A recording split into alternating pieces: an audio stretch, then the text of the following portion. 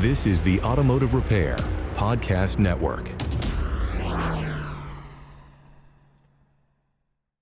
Welcome to another episode of Speak Up Effective Communication, the show on the Automotive Repair Podcast Network focused on elevating our communication and leadership skills. I'm your host, Craig O'Neill, and in our episode today, listen, my grandfather, Pat O'Neill, had what many would call the gift of gab, and he had all kinds of quotes. Some of them I can share. This one came to mind recently based on what we talked about in episode 77, when clients are trapped at a less than forthright shop or any business with increasing costs. He referred to that as an elevator ride. Terrible thing when you're on the elevator. Where it gets off, no one knows. The price keeps going up. Very frustrating. I remember him using that term as I was thinking about episode 77 and where I laid out the antithesis of such a scenario. I laid out a values-based client education model that seeks to avoid the elevator ride altogether with an approach that honors the client's best interest and presents comprehensive findings up front with a full awareness of the vehicle's true state of health. It's the method I teach. Where episode 77 was aimed at service professionals, showing you what the values-based client education model looks like from the shop side, today we're flipping the script. This one's for motorists. Or said another way, this episode is about the way I wish every client would approach repair facilities. It involves 4 questions I feel clients facing service or repair work should be prepared to ask if needed. And to my colleagues in the industry, pay close attention to how you'd answer these questions, because right away, like me, you'll recall hard cases, scenarios that are impossible to predict, and there were uncomfortable conversations. I'm perfectly aware of the challenges that answering some of these questions brings. The idea isn't to know or predict everything definitively. The idea is to be as earnest and forthright with the information we do have. And that's our word of the day, by the way, earnest. We'll define that word for you after we hear a word from our sponsors who make this show possible. Hey friends, as you know, I'm a proud member of the AutoFlow team, and let me tell you, we've changed how business is done for auto shops everywhere. We support your client experience before, during, and after the work is done. Imagine this: timely updates sent directly to your clients, branded digital vehicle inspections, and seamless communication from start to finish. That's why shops love AutoFlow. And hey, with those 5-star reviews rolling in, you'll wonder how you ever managed without us. Take an important next step and take your auto shop to the next level. Visit www.autoflow.com. Get on board with an AutoFlow trial. Want to see your auto repair shop thrive? Are you looking to drive more customers to your auto repair shop? Let ShopDog Marketing be your guide. Our customer-first approach, combined with AI-driven creative content, ensures top rankings. Dominate mobile first and voice search with our specialized expertise. Reach out to ShopDog Marketing today and start growing your business. Don't miss out on this chance to boost your business. Visit shopdogmarketing.com. Inbound has exclusively served independent auto repair shops with expert communication solutions for years. Our robust VoIP platform ensures you stay connected while our industry-leading AI analytics take your business to the next level. We provide the tools you need to understand your customers and optimize every interaction. Choose Inbound for proven expertise and unmatched innovation. Visit callinbound.com and discover the difference we can make. Okay, we are back, and the word of the day is earnest. It is an adjective, and it is defined like this: proceeding from or characterized by an intense and serious state of mind. Sincere, genuine, not joking or playful. The not joking or playful part had to be in there in the definition, but Man, I just wanted to delete that part because I feel like you can be earnest and still have fun, but I think there's a way that we can do that. Anyway, used in a sentence, an earnest shop welcomes tough questions because they have nothing to hide. As we look at these 4 questions, we're not just looking for transparency, right? Earnestness is the word. It's earnestness. It's a genuine commitment to your best interest, the client's best interest. It's not a performance of concern. I felt for a while now that we've needed a better word than transparency. Transparency. It's almost overused now. And transparency doesn't necessarily protect people from progressive revelations. So I like this one. Earnest. Let's keep it. Maybe needs to be a word for more than just a day. Now, on to these questions. Now, I use these questions myself when I'm a client at shops here in Grand Rapids. And yes, I have been a client in shops. I don't generally fix my own vehicles often these days as much as I used to. And I have 4 vehicles in my family fleet, and 3 of them are over 20 years old. So they need things. So remember, this is what I wish every client would ask before authorizing any repairs. And here's the questions. Question 1, have you looked over the whole vehicle? Question 2, are there any other findings, or is this all you found in your inspection? Question 3, are there any common problems on these vehicles you expect to find during this repair? Question 4, if you find something in the course of repairs, what will you do? And related to this is actually tied to question 4, but is almost a 5th question. Is this the final cost? We're going to break these down bit by bit here, and we're going to talk about why these matter. And again, what I'm hoping for is that any motorist, any visitor of an auto repair shop would feel comfortable asking these questions if necessary. Fortunately, a lot of the earnest shops I work with, clients would never even have to ask these questions. They're so good at setting expectations and following a good approach that they're almost obsolete. But we know that's not always the case in every part of the industry, and we have to admit that in order to engage these questions and why they're important for the average motorist especially, and why we should be prepared to answer them. So question 1, have you looked over the whole vehicle? Oh, I know what you're thinking, Craig. So many clients say, don't look over the whole vehicle. They're terrified of what we're going to find. This is what I want people to be asking, right? This is what I think a responsible client who's going to arm themselves with information should be asking. This matters because some businesses withhold information strategically. We discussed this in episode 77. Or maybe the initial inspection was very limited in the first place.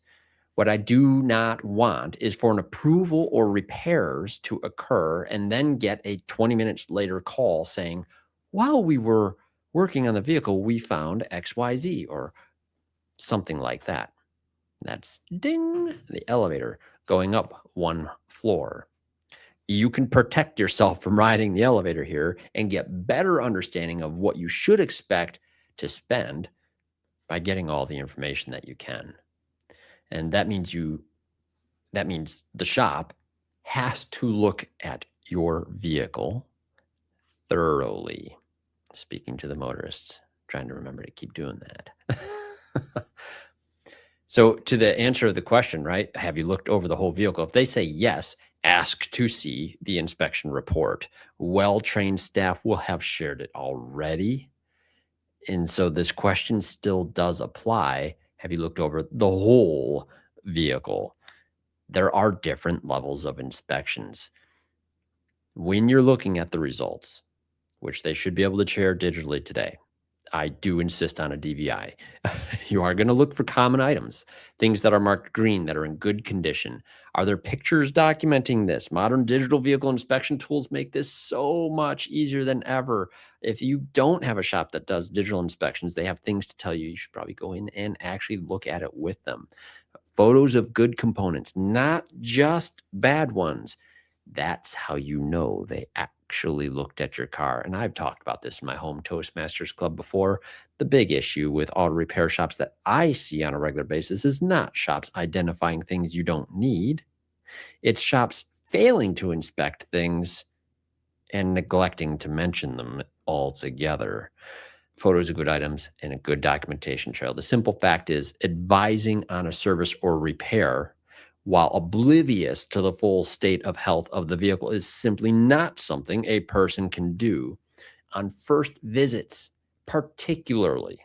This is a key question you should be asking. Have you looked over the whole vehicle? Now, a lot of times there are courtesy inspections and other times there are paid inspections. Your advisor can tell you which applies and how far each one goes and what types of items are found in each one. But the answer to the question, earnest shops will say, yes, our initial assessments cost this much, and we will verify your initial concern and inspect all visible systems and safety components. We'll show you everything we found before we start any work. Something to that effect. There'll be many permutations of this. And now, as a motorist, as the client of the vehicle, you're going to want to look for the common items that may be missing from an inspection entirely. Are brakes mentioned? Are they checked off, looked at, or any pictures of that? Steering linkages, suspension components. If they claim they inspected the whole vehicle, but basic safety items aren't documented, that's a red flag. When you go underneath a car, many of these common things are perfectly visible.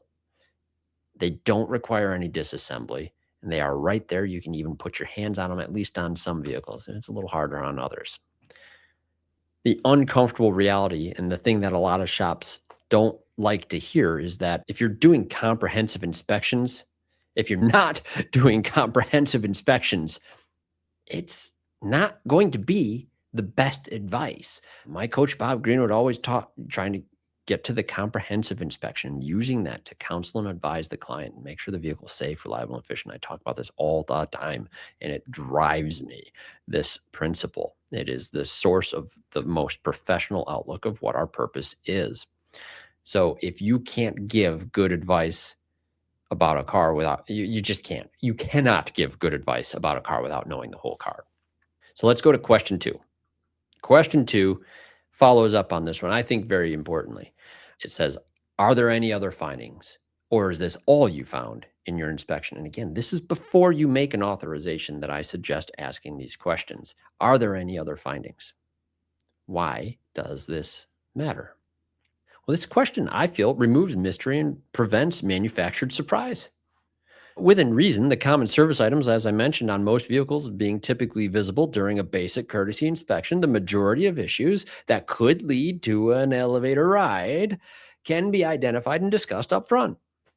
Now, specialty shops, there may be some nuance here, and we can draw attention to that as well. This will lead into the next question, though. For general repair and maintenance, there's really no excuse for withholding findings on things that are easily visible or were a part of your normal inspection. And furthermore, you need to understand that major powertrain components, I get it, there are things that require disassembly to inspect.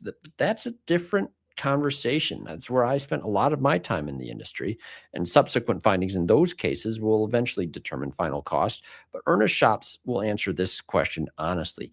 Here's everything our inspection revealed. Everything our inspection revealed. While it may appear overwhelming, thorough inspections from thorough shops usually lead to dependable quotes.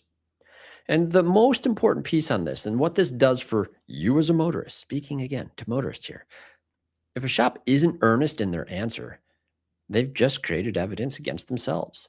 Later, if someone calls with a new finding, you can point back to this piece of the conversation. When I specifically asked if there were any other findings, you said no. Why wasn't this disclosed during the inspection? And it'd be a fair question to ask. In no way, shape, or form does this prevent additional findings. It only prevents surprises from the common things that are part of the most common inspections. The point is, again, inspections should be done very thoroughly before the work begins. And that does mean an earnest shop will present all of the findings of that prior to moving ahead on any services. Question 3. This one's going to be a little bit, almost less important. I wouldn't say less important, but number one and two for me are the most critical things. I think that you can take a lot of the risk of an elevator ride right out of it with understanding if the whole vehicle's been inspected. And if they say whole vehicle, great. Were there any additional findings? Removes from anything that may be withheld at that moment and understanding those core components. Question three, I almost wish was asked when people are buying their car. They don't ask this question, but it is this. Are there any common problems on these vehicles you expect to find during this repair? Why does this matter? Anyone in this industry for even a few weeks understands this pretty quick. Pattern failures dominate auto repair. Certain makes and models have certain types of problems. They could be tracked and regarded as common. You could do an AI prompt, and I did this before this episode, asked AI what some common problems are in a 2002 Ford Explorer. And it gave a pretty good response, better than what even several months ago would have been, but it missed some common things like wheel hubs and those sort of things. So like even AI prompts, even if people are thinking about doing that sort of a prompt and then bringing that information to you, and be prepared, people are definitely doing that today. That's not going to have the insight quite yet as a skilled professional. The reason I love this question for prior to repair authorization is it's important to understand the vehicle as fully as possible. Remember, the number one fear of clients in auto repairs that we're going to upsell clients things that they don't need. That fear is based on a perception. Fear is always related to some unknown. In my opinion, fear is boiled down to unknown variables. The antidote to fear then is information. And if you understand the pattern failures of a specific make and model, you can make some very informed decisions about things and give a client a lot of context to what they can reasonably expect in their maintenance journey with you in your care.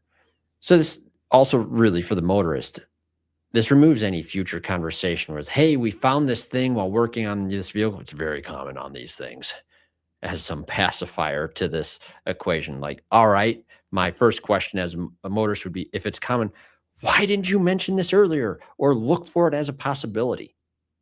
And it'd be a fair question.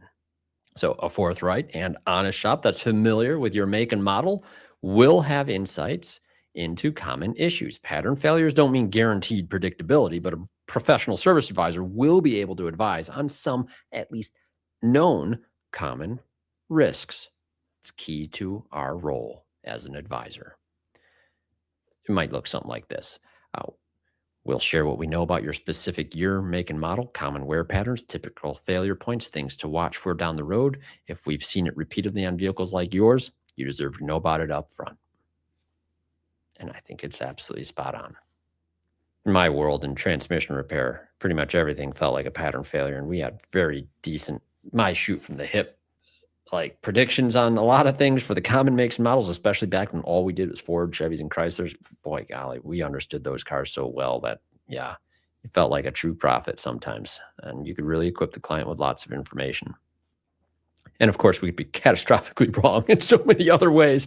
Not trying to say we're, again, trying to be spot on, right on stuff, but the information we do have is relevant and shareable to earnest advice. Again, I want to emphasize that. My crystal ball is broken. Trust me. Question 4. If you find something in the course of repairs, what will you do? Tied to this, remember, is this the final cost? And this question is key on reassembly projects in particular. We used to have to do a lot of tear down diagnostics for transmissions, find the price for overhauls and that sort of thing. What's important here is that we're establishing a protocol before the final work begins. This is the point where a quote should be really relatively finalized. There should be very little ambiguity at a point where things are all torn down and about to go back together. Now, there is always legitimate unknowns in auto repair. I am in Michigan. Rusted nuts, bolts, seized components, other issues often only reveal themselves during disassembly. Things can and go wrong on reassembly all the time, but by and large, those cases can be mitigated by another inspection that occurs at the conclusion of the disassembly process. And within reason, a firm out the door price should be able to be set. All of us, like me who live in Michigan, we just know this intimately. Rust and a technician's ability with a torch are often the determining variables between a mitigated cost or a devastating additional expense. The question, again, isn't whether surprises can happen, it's what the shop will do when they inevitably occur. And I do believe the earnest approach goes a couple of different ways. One would be this: common incidentals like a seized bolt or typical rust complications are already factored into my estimates, and they had to be. Typically, our labor rate is where a lot of those incidentals are already covered, with adding additional time for a certain amount of age for a vehicle in our area. And then we would add to this: if we encounter an area with perceived risks beyond the anticipated ones, we will pause progress and we will call you. We'll explain our plan and the worst case scenario if that plan fails, so you can make an informed decision before we ever proceed, right? Simple statements like this are really helpful to help a customer understand our expectations. And I will throw this in: on major repairs, once we've disassembled everything and given you final costs, if an issue occurs from a certain point, that's on us. We'll take care of it. It's a harder statement to make sometimes, but it also forces your team and your technicians or your service professionals in order to do a very thorough job making sure that they have all the things anticipated for in that final quote. The silly things used to beat us up all the time. It would kick myself for missing some stupid things. You'd start getting the drive shaft in, you're nearing the completion of a transmission install, and all of a sudden you realize you have a seized U-joint on this drive shaft, and it's like, it's 4 o'clock, it's Friday, the customer wants this thing before the weekend. Guess what? We paid for those U-joints. Happen a lot. Little things like that. Very frustrating. But to call the customer and have to say, we found this on assembly versus disassembly, not good. Not good. We want to avoid those cases. And I think we should. So those are the 4 questions. And you can see, again, where the angle on this is pretty clear. When we ask, have you looked over the whole vehicle? We're making sure that it's on record that, yes, we're approaching this initial authorization that we're asking for at this stage of the visit from a position of having looked at the vehicle already. The question 2, are there any other findings, or is this all you found in your inspection? Is putting it on the line right now before you give your first yes. Yeah, here's the other things that we found. And you get to deal with those and make an informed decision with the whole picture in place. Understanding common failures with question 3. And then, of course, understanding the final cost, or if there will be any other expectations that we can have on things that may come up. So that's the approach. I think any motorist should feel confident in asking those questions of a shop. And I love the people that I work with on a day-to-day basis and the professionals I get to know in this industry. These questions shouldn't even need to be asked by the clients in your shop. You do such a great job setting expectations and being forthright and earnest with them up front all the time. I like that approach. And it's why I have a good perspective of this industry overall. Just remember, the motorists out there don't get to know all of you all the time. I wish that was the case. So in closing, here's what we're listening for as a motorist, right? Earnest, non-evasive answers. An earnest shop welcomes these questions if they haven't already addressed them before you've asked. They'll answer thoroughly, specifically, with details about their process, their commitments. They'll show you inspection details. They'll explain variables without hiding behind them. If you feel rushed into a quick yes, just be patient and ask these questions. To my industry colleagues, if these questions make you uncomfortable or you think it's risky advice that I'm giving here, reach out. Tell me what you think. For a long time, people encourage keeping the mystery in these processes in our shops. Those days are done. We have more informed clients with AI in their pockets, and frankly, the more earnest shops will be the ones with the best relationships long term. So to prevent the elevator ride, to stop it in its tracks, doesn't require skepticism. It's just patient information. Something to add, something you're curious about, something you'd like to talk about with me, email me here, speakup@craigoneil.net. O'Neill is Oneill. We appreciate hearing from you on anything that helps or suggestions on topics you'd like to hear us discuss on the show that will help you on your communication journey in our beloved industry. Remember, listen up to the other shows on the Automotive Repair Podcast Network. Remarkable Results Radio with Carm Capriato, Diagnosing the Aftermarket A through Z with Matt Fonslow, Business by the Numbers with Hunt Demarest, the Auto Repair Marketing Podcast with Brian and Kim Walker, the Weekly Blitz with Coach Chris Cotton. And hey, once again, thank you to our sponsors at the Institute, AutoFlow, Inbound, and Shop Dog Marketing. Thank you, our loyal listeners, for joining us. Now get out there, listen up, speak up, don't take the elevator. You've been listening to Speak Up, Effective Communication with Craig O'Neill on the Automotive Repair Podcast Network. Download our exclusive podcast app at automotiverepairpodcastnetwork.com because the best conversations in the industry start here. Check the show notes for Craig's YouTube channel and email. Let him know what topics you'd like him to speak up about. Yeah.